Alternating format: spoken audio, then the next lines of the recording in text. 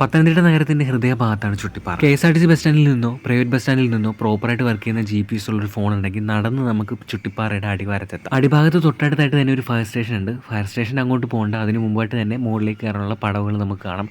ഇതുവഴിയാണ് നമുക്ക് ചുട്ടിപ്പാറയുടെ മുകളിലേക്ക് കയറാനുള്ളത്. മുകളിലേക്ക് പോകുന്തോറും പത്തനംതിട്ട ടൗൺ നമുക്ക് കൺമുമ്പിൽ കാണാൻ പറ്റും. ആദ്യം നമ്മൾ കയറി കഴിഞ്ഞ പടികൾ കഴിഞ്ഞാൽ പിന്നെ അമ്പലത്തിന്റെ പടികൾ തുടങ്ങുന്നവരെ കുത്തനെയുള്ള കയറ്റമാണ്.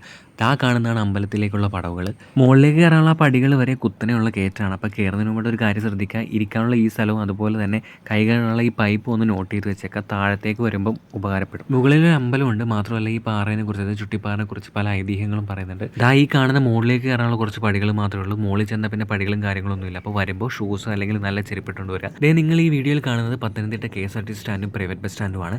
ഇതാണ് ഇവിടുത്തെ അമ്പലം. ചെറിയൊരു അമ്പലമാണ്. മുകളിലെത്തിയ പിന്നെ പത്തനംതിട്ട ടൗണിന്റെ 360 ഡിഗ്രി വ്യൂ നമുക്ക് കാണാം. അമ്പലം നിൽക്കുന്ന സ്ഥലത്തിന്റെ തൊട്ടിപ്പുറത്താണ് ചുട്ടിപ്പാറ വ്യൂ പോയിന്റ്. മുകളിലേക്ക് ശ്രദ്ധിച്ച് വേണം കയറാൻ. എന്നെ പോലെ പരിചയമില്ലാത്ത ആൾക്കാർ ആദ്യമായിട്ട് കയറുമ്പോൾ ഒന്ന് പേടിക്കും. മുകളിലെ കാഴ്ചകൾ അടിപൊളിയാണെന്ന് പറഞ്ഞില്ലേ. ഏകദേശം ഒരു 360 ഡിഗ്രി വ്യൂ ആണ് പത്തനംതിട്ട ടൗണിൽ നമുക്ക് കിട്ടുന്നത്.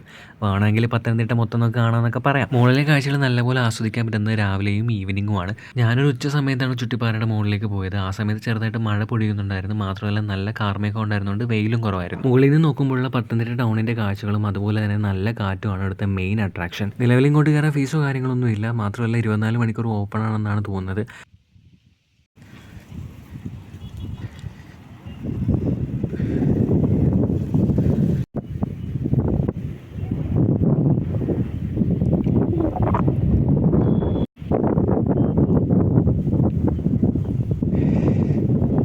ഒരു ടൂറിസ്റ്റ് പ്ലേസ് എന്ന നിലയിൽ ചുട്ടിപ്പാറയിൽ ഇനിയും വികസന പ്രവർത്തനങ്ങൾ നടക്കേണ്ടതുണ്ട്. ഇപ്പോഴത്തെ അവസ്ഥയിൽ ചുട്ടിപ്പാറയുടെ മുകളിൽ പടികളോ മറ്റ് ക്രമീകരണങ്ങളോ ഒന്നുമില്ല. അതുകൊണ്ട് തന്നെ കയറി ഇറങ്ങിയപ്പോഴേക്കും ഞാൻ അത്യാവശ്യം ക്ഷീണിച്ചിരുന്നു. വേറൊരു കാര്യം എന്താണെന്ന് വെച്ച് കഴിഞ്ഞാൽ ഇങ്ങനെ അടിസ്ഥാന സൗകര്യങ്ങളൊന്നും ഇല്ലാത്തതുകൊണ്ട് കുറേയധികം പേർക്ക് ചുട്ടിപ്പാറ ആക്സസിബിൾ അല്ല എന്നുള്ളതാണ്.